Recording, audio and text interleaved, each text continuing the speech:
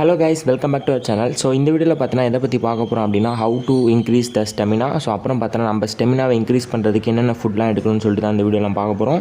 So நிறைய பேர் பார்த்தோன்னா ப்ரோ எனக்கு ஸ்டெமினாவே கம்மியாக இருக்குது ப்ரோ, ஸ்டெமினா இன்க்ரீஸ் பண்ணுறதுக்கு ஏதாவது ஃபுட் ஐட்டம் சொல்லுங்கள் ப்ரோ அப்படின்னு சொல்கிறீங்க. ஸோ முக்கியமான ஃபுட் ஐட்டம் பற்றி தான் பார்க்க போகிறோம். ஸோ பிகினர்ஸ் ஒர்க் அவுட் பண்ணுறவங்களுக்குலாம் ரொம்ப யூஸ்ஃபுல்லாக இருக்கும். ஸோ வீடியோ ஸ்கிப் பண்ணாமல் அப் டு எண்ட் வரைக்கும் ஃபுல்லாக பாருங்கள். ஸோ இந்த ஃபுட் ஐட்டம்லாம் உங்கள் டயட்டில் வந்து நீங்கள் ஆட் பண்ணிட்டீங்கன்னா உங்களுக்கு நல்ல ஸ்டெமினா வந்து இன்க்ரீஸ் ஆகும்.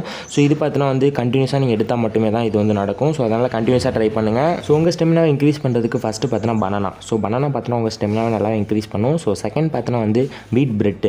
ஸோ ஹோல் வீட் பிரெட் வந்து நீங்கள் வந்து டயட்டில் வந்து ஆட் பண்ணிக்கோங்க. ஸோ நல்ல வந்து ரிசல்ட் வந்து உங்களுக்கு கிடைக்கும். ஸோ நட்ஸில் பார்த்தீங்கன்னா வந்து ஆல்மண்ட்ஸ் வந்து நீங்கள் எடுக்கலாம், பாதாம் வந்து தாராளமாக எடுக்கலாம். ஸோ ஒரு கைப்பிடி அளவுக்கு பாதாம் நீங்கள் வந்து மார்னிங் வந்து சாப்பிடுங்க. ஸோ அப்புறம் பார்த்தீங்கன்னா வந்து வால்நட்ஸ் வந்து எடுத்துக்கோங்க.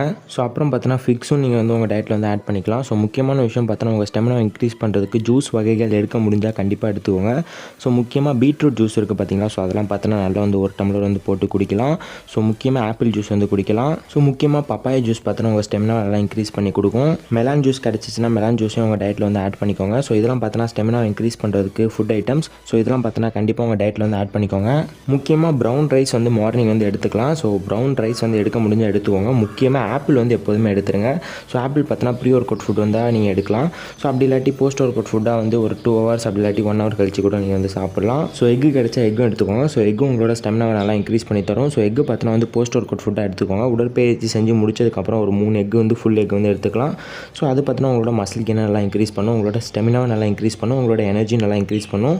ஸோ இந்த வீடியோவில் ஏதாவது டவுட் இருந்துச்சுன்னா மறக்காமல் கமெண்ட் பண்ணுங்கள். ஸோ இது மாதிரி நிறைய வீடியோஸ் வேணும்னா மறக்காமல் நம்ம சேனலை சப்ஸ்கிரைப் பண்ணிக்கோங்க. So bye guys, see you in another video.